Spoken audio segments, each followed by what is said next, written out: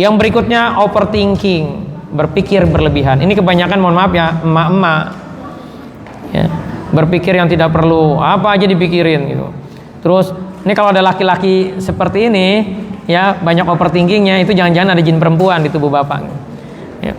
Berpikir yang tidak tepat, hoax dipikirin. Ya.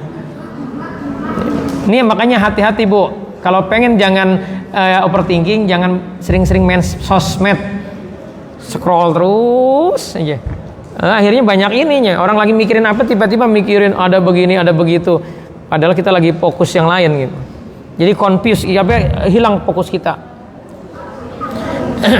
Terus berpikir terlalu banyak, apa aja dipikirin gitu. Ya. Nah yang berikutnya kenapa kita cemas? Karena was-was syaitan, gangguan jin. Jadi kita pak diuji pak sama Allah, bahwa kata Allah di surat An-Nas, Qul a'udzu birabbin nas, malikin nas, ilahin nas, min syarril waswasil khannas. Kita disuruh berlindung kepada Allah dari apa? Min syarril waswasil khannas, dari waswas yang dibisikkan oleh khannas. Khannas itu jin keturunan anak biologisnya iblis. Dia ada yang akan terus bekerja di tubuh kita untuk ngasih waswas.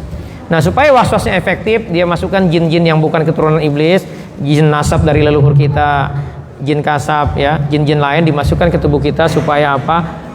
Jadi makin was-was kita. Ya, makin cemas. Tadi yang saya bilang, Bapak Ibu, walaupun Bapak Ibu berjuang keras, sering ikut kajian, tapi kalau di tubuhnya takdir Allah ada jin nasab, maka susah untuk memahami ini. Susah untuk nggak marah, susah. Makanya yang kedua itu harus dilakukan apa? Keluarin setan, jinnya keluarin. Ya, jadi orang bisa cemas kalau ada jinnya. Nah, saya mau jelasin ini terkait tentang cemas ini. Bapak Ibu, di dunia ini ada yang bisa kita kendalikan, ada yang tidak bisa kita kendalikan. Apa saja yang bisa kita kendalikan nih? Pikiran kita, bisa nggak kita kendalikan? Hari ini ada di sini tapi mikirinnya lagi di mana gitu, bisa nggak? Bisa.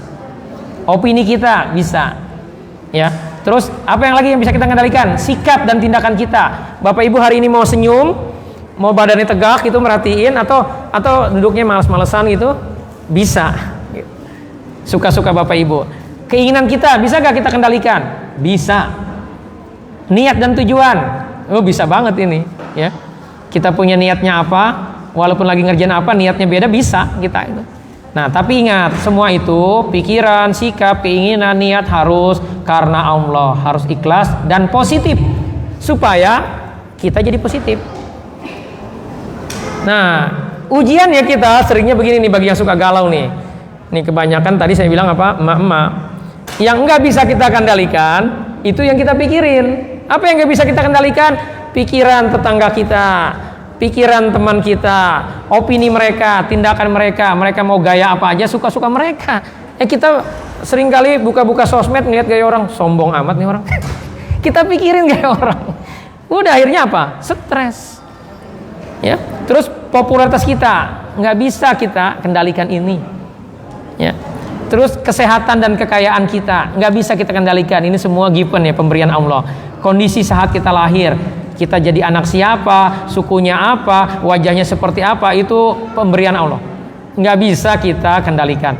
Terus termasuk peristiwa alam, hujan, ya, banjir, terus apalagi bencana alam lainnya, itu nggak bisa kita kendalikan. Jadi jangan ngeluh dengan itu. Yang kita butuhkan apa? Fokuslah kepada yang bisa kita kendalikan. Nah, terkait yang tidak bisa kendalikan, kita hanya diminta oleh Allah ridho, nerima aja udah. Kayak orang Jepang tuh, gempanya kalau kita ya jarang-jarang, alhamdulillah ya, ini nikmat dari Allah ya negeri kita ini. Tetapi Jepang itu kan rutin bisa seminggu sekali. Tapi karena mereka ridho, akhirnya mereka bisa membangun itu rumah yang bisa tahan gempa segala macam. Nah itulah yang Allah mau. Kita ahsanu amala, ya kita ridho, terus ikhtiar yang positif itu. Ya. Nah, bagaimana kita ya bisa? Jadi Bapak Ibu sekalian, ya, kenapa saya menyampaikan ini? Karena ternyata kualitas hidup kita itu dikontrol, bisa kita kontrol dengan pikiran kita. Ini kualitas ya, rasa nyesek apa enggak, sempit apa enggak, bahagia apa enggak, itu dikontrol sama pikiran kita. Nah, apa yang mengontrol kualitas hidup kita? Yang mengontrol kualitas hidup kita adalah arti atau makna yang kita berikan terhadap hal-hal yang kita lakukan, terhadap hal yang terjadi dalam kehidupan kita. Kita tadi berpikir lagi jalan terselandung, berdarah. Aduh. Terus kita kalau pikir yang negatif, siapa nih kurang ajar yang naruh batu di sini segala macam lah kita itu. Tetapi bisa gak kita memberikan arti, alhamdulillah, ini dosa saya gugur lagi nih. Gitu. Itu kan tergantung kitanya, dan itu arti atau makna itu tergantung keyakinan, pemahaman, referensi hidup, dan pertanyaan yang ada dalam diri kita. Gitu. Nah, arti makna itu membentuk pola emosi kita. Jadi emosi itu tergantung sebenarnya mindset kita. Kita mau artiin apa nih? Ujian yang Allah berikan sama kita hari ini kita mau artikan apa, negatif apa positif, dan itu berdampak kepada apa, emosi, tindakan, dan hasil. Jadi penting bagi kita ya senantiasa positif, husnudzon, dan memberikan arti yang terbaik, memberikan arti atau makna yang terbaik.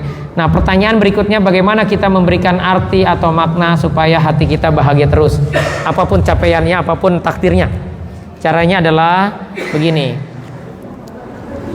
Apa yang bisa kita syukuri dari kejadian ini, dari peristiwa ini, dari kondisi ini? Apa yang kita bisa pelajari? Apa yang bisa kita lakukan sehingga kondisi kita bisa lebih baik lagi? Jadi lebih baik, orang lain jadi lebih baik, lebih manfaat dan ridho Allah. Karena setiap peristiwa itu pasti ada hikmahnya. Gitu. Bisa dipahami Bapak Ibu ya?